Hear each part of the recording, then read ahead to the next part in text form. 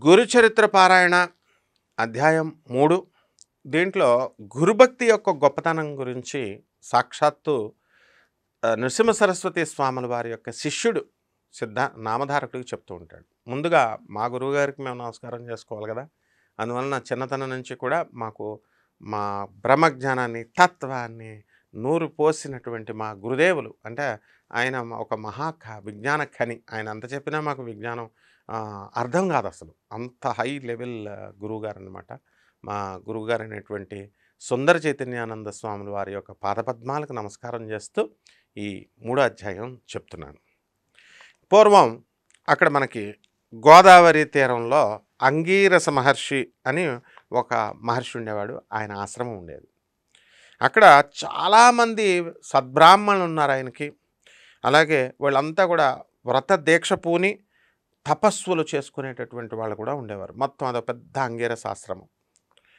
అక్కడ అందులో పైలుడు అనేటటువంటి ఒక గొప్ప ఋషి ఉండేవాడు. ఆయన కొడుకు వేదధర్ముడు అనేటటువంటి ముని ఉండేవాడు.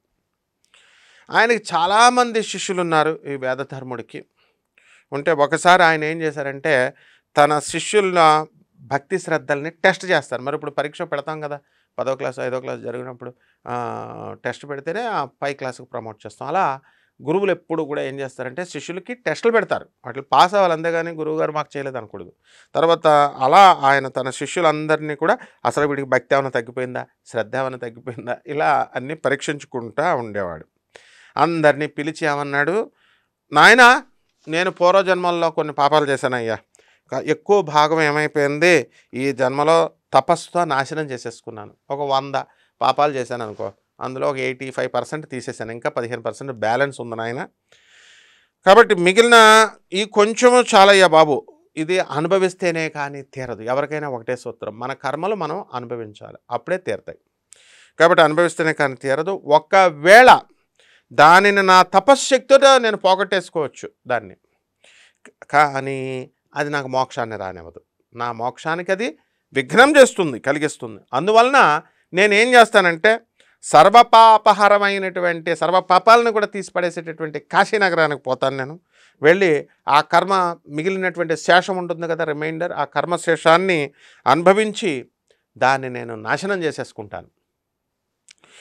అక్కడ నా యొక్క పూర్వపాపాన్ని అనుసరించి నేనేం చేసుకుంటాను, మరి పాపం పోవాలంటే ఏం చేయాలండి, ఎలాగా కుష్టు రోగాన్ని తెచ్చుకోవాలి. అందుకని గళత్ కుష్టి రోగిని అయిపోతాను, అలాగే కుంటివాడిని అయిపోతాను, అలాగే గుడ్డివాడిని అయిపోతాను. ఈ రకంగా 21 సంవత్సరాలు నేను కర్మఫలాన్ని అక్కడ నేను అనుభవిస్తాను. అంతకాలం కూడా అక్కడ నాకు తోడుగా ఉండి సేవ చేయగలిగే వారు ఎవరన్నా ఉన్నారా మీలో? 21 సంవత్సరాలు ఉండాలి, ఒక్కరోజు కాదు, 2 రోజులు కాదు, మళ్ళీ నాకు ప్రతిరోజు కూడా సేవ చేయాలా అన్నారు. సేవ అంటే ఏదో మామూలు అనుకుంటున్నారేమో, చూడండి చెప్తాం ఈ అధ్యాయంలో అని అడిగితే, అప్పుడు గురుసేవలో కనుక మిగతా శిష్యులందరూ ఏమనుకుంటారు, బాబోయ్ గురువుగారు కూడా వెళ్తాం, మనం వెళ్ళిన తర్వాత అక్కడ ఏమైనా సేవ చేయడంలో లోపం జరిగిందనుకో, అప్పుడు మనకందరికీ కూడా ఏం ప్రమాదం వస్తుందో బాబు, ఎందుకు వచ్చిన గొడవ ఇదంతా అని చెప్పేసి భయంతో శిష్యులంతా కూడా సైలెంట్ అయిపోయారు, మౌనం వహించారు. అందులో దీపకుడు అనే ఒక మెరిట్ స్టూడెంట్ ఉంటాడు.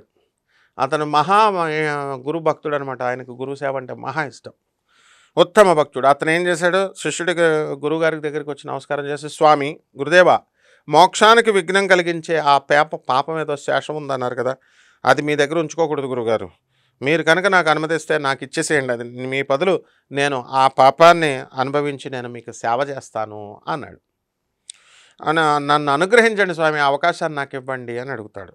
అడిగితే అప్పుడు ఆ గురువు సంతోషించి ఏమంటారంటే, నాయన ఈ పాపాన్ని నేను అనుభవించవలసిందే, నేనే అనుభవించాలి, వేరొకరు అనుభవిస్తే తీరదు ఈ పాపము. రోగి కంటే అతనికి సేవ చేసేవారి కష్టమే ఎక్కువ. కాబట్టి ఎప్పుడు కూడా గుర్తుపెట్టుకోండి, రోగం వచ్చిన వాడు పర్వాలేదు, కానీ రోగం కాకుండా వాళ్ళకి సేవలు చేస్తాం. బెడ్ మీద పడిపోయినాడు బాగానే ఉంటాడు, వాళ్ళకి సేవలు చేసేవాళ్ళే చాలా ఎక్కువ కష్టం. కాబట్టి అందుకు ఇష్టమైతే కనుక నువ్వు నాతో కూడా రావచ్చు అని చెప్పేసి అంటారు. అప్పుడు దీపకుడు ఏం చేస్తాడు, అంగీకరించి గురువుని కాశీకి తీసుకెళ్ళిపోయాడు. ఇద్దరు కలిసి గురు శిష్యులిద్దరూ కాశీకి వెళ్ళిపోయారు. వెళ్ళిపోయిన తర్వాత అక్కడ ఏం జరిగింది, వేదధర్ముడు మణికర్ణిక ఘట్టం అని ఒక ఘట్టం ఉంటుంది, మణికర్ణిక ఘాట్ అంటాం కదా, ఆ నది ఒడ్డు అనమాట. అక్కడ స్నానం చేశాడు. మణికర్ణికి నమస్కారం చేసి విశ్వనాథుడిని పూజ చేశాడు. ఎవరు? గురుగారు వేదధర్ముడు. ఆ తర్వాత ఏం చేశారు, కంబలాశ్వతర ప్రదేశంలో అక్కడ దీపకుడు నిర్మించాడనమాట గురువుగారి కోసం, వాళ్ళ కోసం ఒక కుటీరం, చిన్న కుటీరం. దాంట్లో నివసించసాగాడు. వెంటనే ఆయనకి కుష్ఠరోగం వచ్చేసింది. వేదధర్ముడికి గురువుగారికి కుంటితనం వచ్చింది, గుడితనం ఆవరించేసినాయి, అప్పటికప్పుడు వచ్చేసినాయి అవి. ఆయన శరీరం అంతా కూడా కుష్ఠరోగంతో కుళ్ళిపోయింది, మొత్తం కుళ్ళిపోయి పురుగులు పడిపోయి దుర్వాసన వచ్చేస్తుంది. వచ్చేసంటే అప్పుడు ఆ ముని కూడా ఏమైపోయిందండి, దానికి తోడు మతిస్థిమితం కూడా పోయింది. పాపాలు ఎక్కువైనప్పుడు పూర్వజన్మ కృతం పాపం రోగరూపేణ పీడిత, పూర్వజన్మలో చేసుకున్నటువంటి పాపాలు మనకు రోగం రూపంలో ఈ జన్మలో వస్తాయన్నమాట.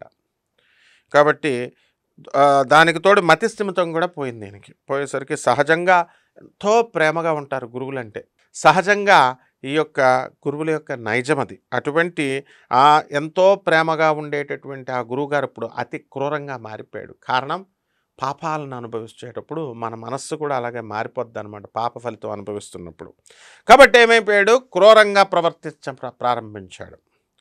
దీపకుడు మాత్రం ఏం చేస్తున్నాడు, తన గురువు సాక్షాత్తు విశ్వనాథుడు అని చెప్పి, ఇవన్నీ నాకు అనవసరం, గురువుగారు క్రూరంగా ఉన్నా ఎలా ఉన్నా, నేను మాత్రం ఏం చేస్తాను, అక్కడ ఆయన సాక్షాత్తు విశ్వనాథుడు అని చెప్పేసి నమ్మి ఆయనకి రోజు కూడా ఆయన శరీరం కుళ్ళిపోయినటువంటి పురుగులు పట్టేసినటువంటి ఆయన శరీరానికి కుష్ఠరోగంతో ఆ చీముని అదంతా తుడుస్తున్నాడు. తుడిచి పురుగుల్ని అన్నీ ఇలా తుడుస్తున్నాడు.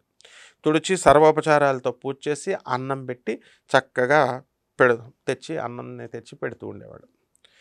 ఆ ఋషి, ఆ వేదధర్ముడు మాత్రం ఏం చేశాడండి, అతన్ని ఎన్నో రకాలుగా బాధిస్తాడు. ఇప్పుడు మనకి మైండ్ సరిగ్గా లేదనుకోండి, ఫ్రెష్గా లేదు, టెన్షన్లో ఉన్నప్పుడు అందరి మీద అరిచేస్తాం కదా, తిట్టేస్తాం కదా. అదేవిధంగా ఆయన పాప ఫలితాన్ని అనుభవిస్తున్నాడు. కాబట్టి గురువుగారు ఆయన అందరినీ తిడుతున్నాడు, బాధిస్తున్నాడు. అతడు మంచి అన్నం తెచ్చినా సరే, బయటికి వెళ్ళి అంతా అడుక్కొని బయట మంచి అన్నం తెచ్చినా సరే కొంచెమే తెచ్చావని చెప్పి విసిరి కొట్టేసేవాడు. పోనీ మునిని దాన్ని నేల మీద కొడితే దీపకుడు ఏం చేసేవాడు, పాపం ఈసారి ఎక్కువ భోజనం తెచ్చేవాడు. తెస్తే అసలు నువ్వు రుచిలేంది తెచ్చావయ్యా అని మళ్ళీ దాన్ని విసిరేసేవాడు. ఇలా రుచికరమైన భోజనం తెచ్చిపెట్టమని వేధించేవాడు. ఇలా ఒక్కొక్కసారి మళ్ళీ వెంటనే ప్రేమతో, అబ్బా నువ్వెంత మంచోడు రా అబ్బాయి, నాకు గురుసేవ చేస్తున్నావు అని చెప్పి పాపం లాలించేవాడు.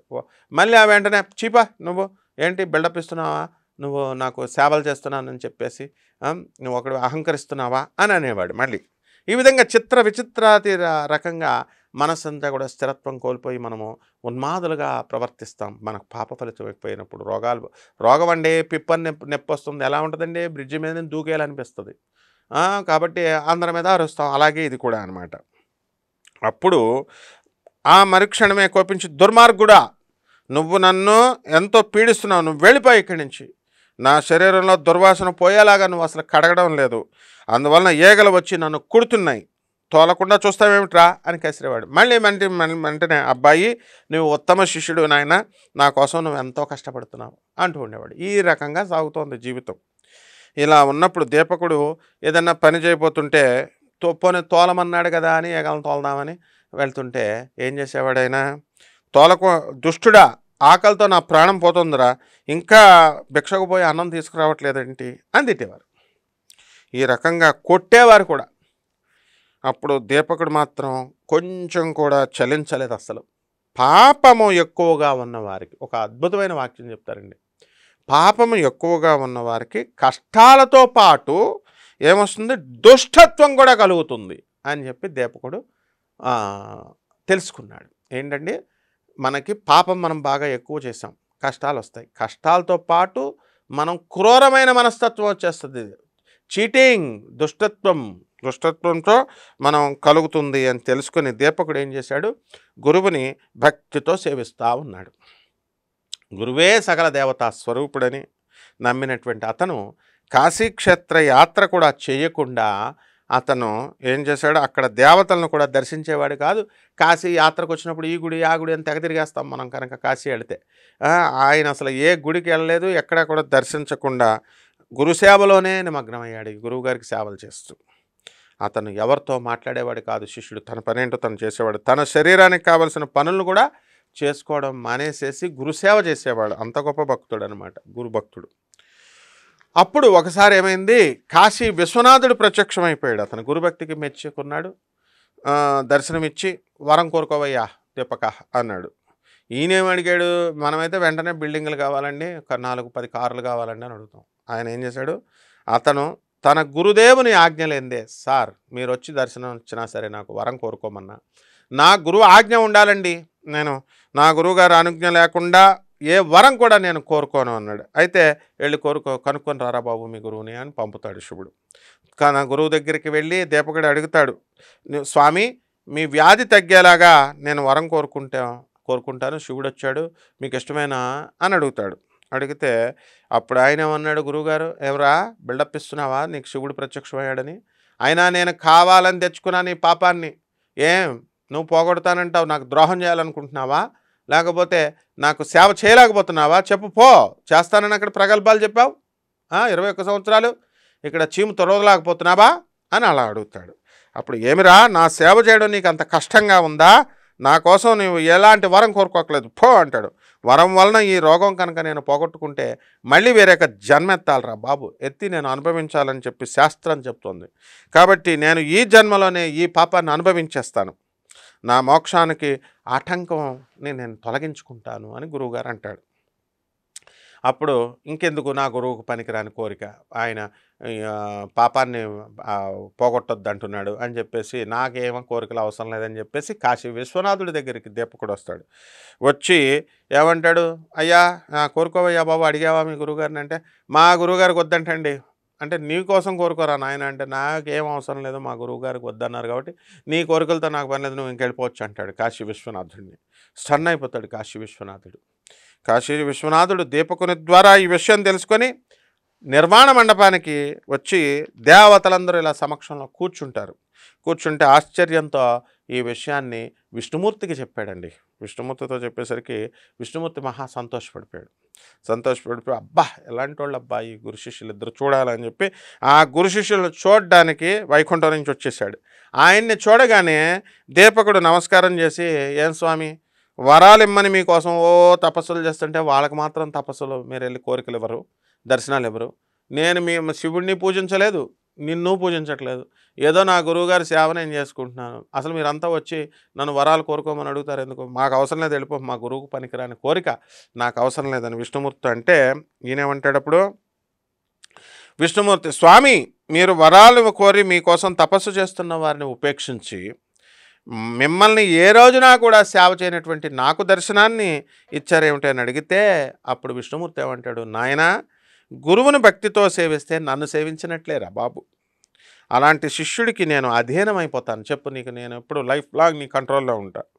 తల్లిదండ్రుల్ని, విద్వాంసుల్ని, విప్రుల్ని, తపస్సుల్ని, యతుల్ని పూజ చేసేవారికి పతియే దైవం అని విశ్వసించి నమ్మకంతో అతన్ని సేవించే పతివ్రతలకు కూడా నన్ను సేవించిన వారే అవుతారు. వాళ్ళ సేవలు చేసుకుంటే ఆ పూజా ఫలితం అంతా కూడా నాకే వచ్చేస్తుంది నాయన, కాబట్టి అని చెప్పి వరం కోరుకోమంటాడు. దీపకుడు ఏమన్నాడు, ఆయనకి నమస్కారం చేసి, గురువే సకల దేవతల స్వరూపమని, సకల తీర్థ స్వరూపమని వేదాలు శాస్త్రాలు చెప్తున్నాయి స్వామి. మొత్తం సమస్త దేవతలు అందరూ తీసుకుంటే అందరూ కూడా గురువులో ఉంటారు. సకల తీర్థాల్లో నదుల్లో స్నానం చేయాల్సిన పని లేదు, ఇక్కడ సరస్వతి పుష్కరాలని, ఇక్కడ గంగా పుష్కరాలని, మీరే గురువుగారే సకల స్వరూపం అని తెలుసు మాకు. అందువలన వేదాలు శాస్త్రాలు చెప్తుంటే ఇంకా మీరిచ్చే వరం గురువే ఇచ్చేస్తాడు కదా స్వామి, మీరు ఆ మా గురువులోనే ఉన్నారు, ఇంకా మీరు ఎందుకు సపరేట్గా ఇచ్చేదంటే, అప్పుడు విష్ణుమూర్తి ఏమంటాడు, నాయన నువ్వు ఎవరైతే నేను కానీ గురువు కానీ ఇద్దరం వేరే వేరే కాదు, ఇద్దరం కూడా ఒకటే, ఎవరి తల్లిదండ్రులను వాళ్ళు చూసుకుంటే చాలు, ఆ వచ్చినటువంటి ఫలితము ఎవరికి చెందుతుంది, నాకే వస్తుంది, చక్కగా నేనే ఇస్తాను. అలాగే మీ గురువుల్ని మీరు తాపీ మేస్త్రి గురువు గారు ఉంటారు, కర్రల మేస్త్రి గురుగారు, వాళ్ళే గురువులు, వాళ్ళను మీరు భక్తి శ్రద్ధలతో ఎవరి గురువులు వాళ్ళ సేవలు చేసుకుంటే ఆ ఫలితము నాకే వస్తుంది. అదేవిధంగా స్త్రీలు తమ భర్తని, పతివ్రతలంతా కూడా ఏమనుకోవాలి, ప్రతి స్త్రీ ఏమనుకోవాలి, నా భర్తే దేవుడు అని అనుకోవాలి, అనుకొని మీరు కనుక ఎవరి భర్తలను వాళ్ళు పూజ చేసుకుంటే ఆ పూజా ఫలితం కూడా నాకే చెందుద్ది. చక్కగా నేను మీకు ఫలితాన్ని ఇస్తాను అని చెప్పేసి చెప్తాడు. కాబట్టి నువ్వు అలా చెప్తే కుదరదు. నా గురువుకు పనికిరాని కోరిక నేను కోరుకోను అంటే కుదరదు. శివుడు ఎవరెవరు వచ్చారు? శివుడొస్తే కోరుకోలేదు. నువ్వు ఇప్పుడు నేను సాక్షాత్తు విష్ణుమూర్తినొచ్చాను. నువ్వు అడిగినా సరే నా గురువుకు పనికిరాని కోరిక నాకొద్దు అంటున్నావు. ఏదో ఒకటి కోరుకో నాయనా అని అడుగుతాడు. అప్పుడు ఆయన ఏమంటాడు ఆ శిష్యుడు, అయితే గురువుగారును యొక్క నువ్వు ఒకటే అంటున్నావు కదా స్వామి. సకల దేవతలు నా గురువులోనే ఉన్నప్పుడు నువ్విచ్చే ఫలితం నా గురువే ఇచ్చేస్తాడు కదా! ఇతర దేవతలందరూ ఇచ్చే ఫలితం నాకు ఇచ్చేస్తాడు. అలాంటప్పుడు నేను సెపరేట్‌గా ఒక్కొక్క దేవుడిని ఎందుకు పూజ చేయాలా? అదేదో నా గురువునే పూజ చేస్తే మొత్తం అందరి దేవతలను పూజ చేసినట్టే కదా! తర్వాత సకల తీర్థాలు, ఏ తీర్థంలో గంగా పుష్కరాలని, కుంభలగ్నం అని, కుంభమేళ అని అలా మనం గంగా, యమున, సరస్వతి, ప్రయాగరాజ్ వెళ్ళి స్నానాలు చేస్తున్నాం. నేను కాశీ క్షేత్రంలో ఉండి కాశీలో ఉన్నటువంటి గంగానదిలోనే నేను స్నానం చేయలేదు. ఒక లక్షల గుళ్ళు, వేల గుళ్ళు ఉంటాయి కాశీలో. ఒక్క గుడిని కూడా నేను దర్శించలేదు. కేవలం నా గురువుని నేను సేవ చేసుకుంటున్నాను. నా గురువుకి ఈ యొక్క కుష్టు వ్యాధి నుంచి వచ్చేటటువంటి రసాన్ని తీసేస్తున్నాను. ఆ తర్వాత పురుగులను తీసేస్తున్నాను. అంతే కదా స్వామి నేను చేసుకునేది. ఆ సేవ, ఆ గురుభక్తిని పెంచేలాగా చేయి స్వామి అంటాడు. విష్ణుమూర్తి ఏమంటాడు, బాబు నాయన నువ్వు ఏదో కోరుకోవాల్సిందే. నువ్వు కోరుకోకుండా నేను వెళ్ళను అంటాడు. అయితే నువ్వు ఒక పని చేయి స్వామి, నా గురువు పట్ల ఎప్పుడూ కూడా నాకు శ్రద్ధ తగ్గకుండా, భక్తి తగ్గకుండా, నాకు ఎప్పుడు ఆయన పాదాల మీద, ఆయన సేవ మీదే నా మనస్సు ఉండేలాగా నాకు ఒక వరం ఇచ్చే స్వామి అంటాడు. అప్పుడు అబ్బా నీలాంటి గొప్ప శిష్యుడు ఉంటాడు రా నాయన, నీకు తప్పకుండా ఇచ్చేస్తున్నాను అని చెప్పేసి ఆయన ఆ సేవ ఆ వరాన్ని ఇచ్చేస్తాడు. అంటే ఇక్కడ వేదధర్ముడు అనేటటువంటి ఆయనకి చీము తుడవడము ఇవన్నీ ఎంతో కష్టమైనటువంటి 21 సంవత్సరాలు మనకి చేయాలి. ఇప్పుడు పోతులూరు వీరబ్రహ్మేంద్ర స్వాముల వారు ఉన్నారు. ఆయన శిష్యుడు సిద్ధయ్యని, మిగతా శిష్యులంతా అసూయపడుతూ ఉంటారు సిద్ధయ్య మీద. అప్పుడు ఆయన ఏం చేస్తాడు, సిద్ధయ్య ఇదిగో ఈ మాంసం తినేసాయి అని చెప్పేసి కుళ్ళిపోయిన కుక్క ఉంటుంది అక్కడ, ఆ కుక్కని తినేయమంటే మిగతా శిష్యులు చిచిచి ఈ కుళ్ళిపోయిన కుక్కను తినమంటారేంటి బాబోయ్ అని చెప్పేసి మిగతా వాళ్ళంతా వెనుకని చేస్తారు. మనం కూడా అలాగే చేస్తాం, కబుర్లు చెప్తాం. కానీ ఎప్పుడైతే సిద్ధయ్య ఏం చేస్తాడు, నా గురువు ఆజ్ఞ అని చెప్పి తినేయబోతుంటే అవన్నీ పళ్ళు కింద మారిపోతాయి. కాబట్టి ఇవి గురు లీలలు ఎలా ఉంటాయి, గురువుకి శిష్యుడికి మధ్య గురి కుదరాలి, ఆ గురి శాశ్వతంగా ఉండాలి. అటువంటి వరాన్ని నాకు ఈ స్వామి అని చెప్తాడనమాట ఈయన. అయితే అప్పుడు విష్ణువు ఏం చేశాడు, సంతోషించి నీ గురుభక్తి నిరంతరము వృద్ధి చెందేలా నిన్ను అనుగ్రహిస్తున్నాను అన్నాడు. ఆ తర్వాత విష్ణువు నీ గురుసేవ వలన నువ్వు తరించావు, నీవు ఈ లోకంలో బ్రహ్మానందాన్ని పొందుతావు. అంతేకాదు నీవెల్లప్పుడూ కూడా నువ్వు నీ గురుదేవుడిని ఇలాగే సేవిస్తూ ఉంటావు. వేదాలు, వేదాంగాలు, వేదవాక్యాలని అర్థం తెలుసుకొని, గురువే పరమార్థం అని చెప్పి తెలుసుకొని, నీ చరిత్ర ఎవరైతే కూడా చదువుతారో, ఈ కథ ఎవరైతే వింటారో అటువంటి వాళ్ళకు కూడా మనము ఉద్ధరించబడతారు. పరబ్రహ్మం అని తెలుసుకొని గురువుని ఎవరైతే సేవిస్తారో వారికి దేవతలందరూ కూడా వశమైపోతారు అన్నారు. ఎక్కడ ఉంటారండి? మంత్రం దైవాధీనం, మంత్రము దైవం మంత్రాధీనం. దేవుడు ఎప్పుడు కూడా మంత్రానికి బద్ధుడై ఉంటాడు. రామా అని పిలిస్తే మనం రామా అని వస్తాడు. ఇప్పుడు మీ పేరు పెట్టి పిలిస్తేనే కదా మీరు పలుకుతారు, ఇతరులు పలకరు కదా. ఆ విధంగా ఆ మంత్రం ఎవరి చేతిలో ఉంటుంది? ఆ మంత్రం గురువాధీనం, గురువు యొక్క చేతిలో ఉంటుంది. కాబట్టి సకల దేవతలంతా కూడా నీకు వశమైపోయి ఉంటారు నాయన ఈ యొక్క నీ గురు సేవ చేసుకుంటే అని చెప్పేసి విష్ణుమూర్తి వెళ్ళిపోతాడు. నిరంతరము సద్గురువుని సేవించేటటువంటి వారు కూడా, గురువు ఒక్కడే కాదు నాయన పూజ్యుడు అవుతాం. నువ్వు సద్గురువుని సేవ చేస్తున్నటువంటి పూజించేటటువంటి శిష్యుడు కూడా ఒకానొక సమయంలో లోకపూజ్యుడు అవుతాడు. ఇప్పుడు పోతులూరు వీరబ్రహ్మేంద్ర స్వాముల వారు ఉన్నారండి, ఆయన నమ్ముకున్నారు. ఆయన ఎవరు? సిద్ధయ్య. ఇప్పుడు ఆయన సిద్ధయ్యకి గురుపీఠం ఇచ్చాడు ఆయన. కాబట్టి సిద్ధయ్యని కూడా మనం పూజ చేస్తున్నాం కదా. అలాగే జగద్గురు ఆదిశంకరాచార్యుల వారు ఉన్నారు, ఆయన శిష్యులు తోటకాచార్యుల వారు, సురేశ్వరాచార్యులు గారు, వీళ్ళందరినీ కూడా మనం పూజ చేస్తున్నాం కదా. అలా అనమాట. కాబట్టి త్రిమూర్తులమైనటువంటి మా అనుగ్రహం వల్లనే మానవులకు సద్గురువు లభిస్తాడు అని చెప్తాడు. చాలామంది అనుకుంటున్నాం, ఏమన్నా గురువుగారు లేరండి, నా గురువుగారు ఉంటే బాగుండని చాలామంది, లక్షల మంది బాధపడుతూ ఉంటారు. అయితే వాళ్ళకి అర్థం కానిది ఏంటంటే ఆ గురువు ఎవరు? గురుదేవుడైనటువంటి దత్తాత్రేయ స్వాముల వారు. ఇప్పుడు ఒక తాపి మేస్త్రి వాళ్ళ గురువుకు చేసుకుంటాడు పూజ, కర్రల మేస్త్రి కర్రలకు చేసుకుంటాడు. ఈ ఫలితం అంతా కూడా ఎవరికి వెళుతుందండి? దత్తాత్రేయుడికే వెళుతుంది. కాబట్టి సద్గురువు అయి ఉండాలా, అతను మంచివాడై ఉండాలా, శిష్యుడి పైన వాత్సల్యం, ఆ తర్వాత జ్ఞానాన్ని ఉపదేశించి స్వార్థం లేకుండా శిష్యుడికి నేర్పాల. అలాగే శిష్యుడికి కూడా కొన్ని లక్షణాలు ఉండాలి.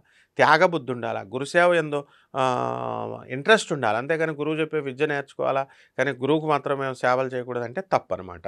ఈ రకంగా విష్ణుమూర్తి చెప్పి అంతర్ధానం అయిపోయాడు, మాయమైపోయాడు. అప్పుడు దీపకుడు ఈ సంగతంతా కూడా చెప్పకముందే ఇక్కడికి వచ్చాడు, గురువుగారి దగ్గరికి వచ్చాడు. గురుగారండి, మరి విష్ణుమూర్తి నాకు ఈ వరాన్ని ఇచ్చాడండి అని చెప్పకముందే గురువు ఆయన గ్రహించేస్తాడు.